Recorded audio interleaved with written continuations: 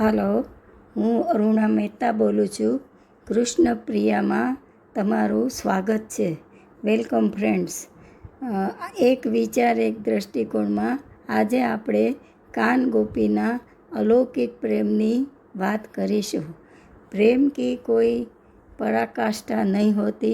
प्रेम सहयोग में असीम है और वियोग में अनंत है. गोपियों श्री कृष्ण ने कहे छे, सुनो कान्हा जी, हम प्रेम नगर की बंजारन जब तप और बंधन क्या जाने.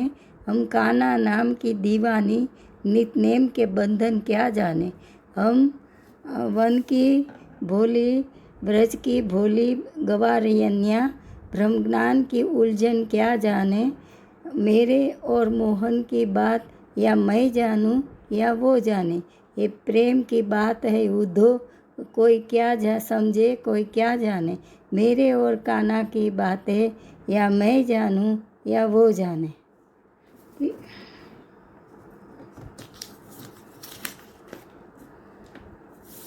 एक मधुर और अद्भुत अलौकिक शब्द है प्रेम, જેનો નથી આપણે સ્પર્શ કરી શકતા, નથી જોઈ શકતા, નથી વર્ણવી શકતા. જે કેવળ આંખોમાં જોઈ શકાય છે, જે કેવળ મહેસૂસ કરી શકાય છે, અને જ્યારે એ મળે છે ત્યારે હૃદય પુલકિત થઈ જાય છે, મોં પર લાલીમાં છવાય છે, રોમ રોમમાં ઝણઝણાટી થાય છે, સ્વર્ગના સુખનો અનુભવ થાય છે.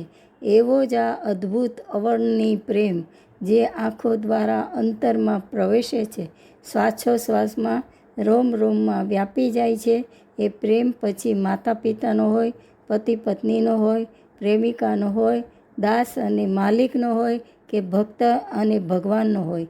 પ્રેમ તો પ્રેમ છે. પછી એ પ્રેમ નંદ યશોદાનો હોય, કે રાધા કૃષ્ણનો હોય, કે કાન ગોપીનો હોય, કે પછી નરસિંહ મીરાનો હોય.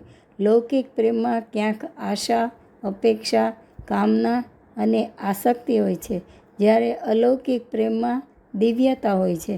એટલે તો નરસિંહ મહેતા પોકારીને કહે છે, પ્રેમ રસ પાને તું મોરના ઓ પીછ ધર, તત્વનું ટૂંપણું તુચ્છ લાગે.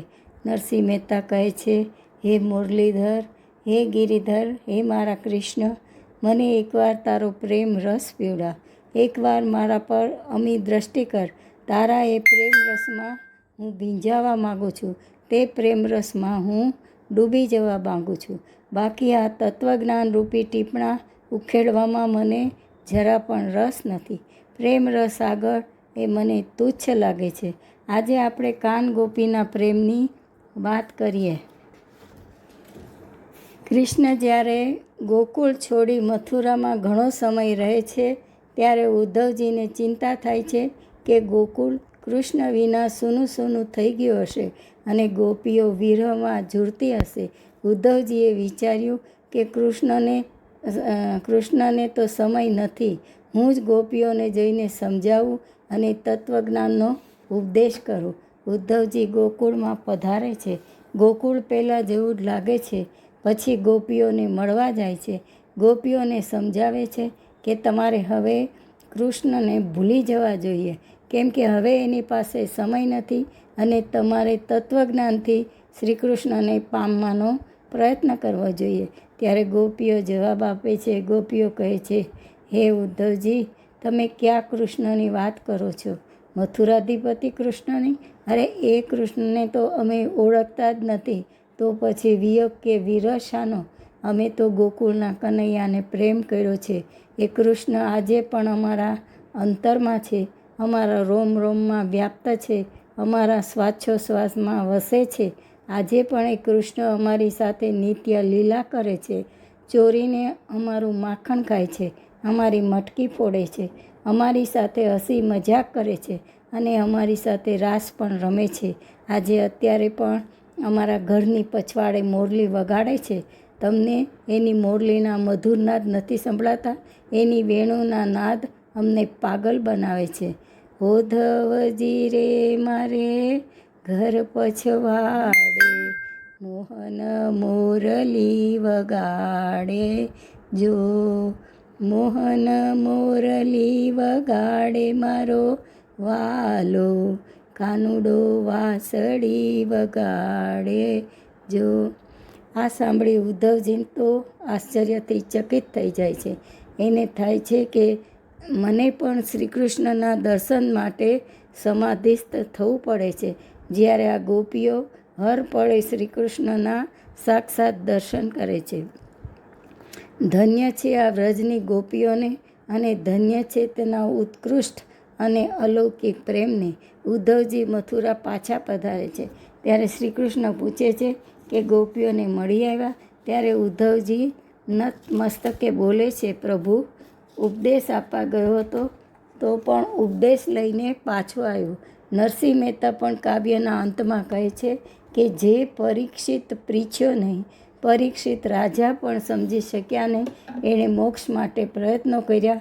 જ્યારે વ્રજની ભલી ભોળી અબુધ ગોપીઓ પ્રેમ કરીને શ્રી કૃષ્ણને સરળતાથી અને સહજતાથી પામી ગઈ. આવો છે આ દિવ્ય અલૌકિક પ્રેમ. એટલે જ સાચું કહ્યું છે, સબસે ઊંચી પ્રેમ સગાઈ. हे कृष्ण, दिल को छू जाती है एक तुम और एक मधुर कथा है तुम्हारी. मेरे कृष्ण, हर मंजर में मैं पाऊँ तुझे, कैसे कहूँ कृष्ण कितना चाहूँ तुझे. तुमसे ही शुरू होती है જિંદગી મેરી મેરે કૃષ્ણ.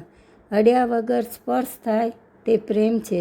શબ્દ વગર વર્ણન થાય તે પ્રેમ છે. અહેસાસ વગર લાગણી થાય તે પ્રેમ છે. મજદરીએ પણ પ્યાસ લાગે તે પ્રેમ છે. પાનખરમાં વસંતની યાદ આવે તે પ્રેમ છે.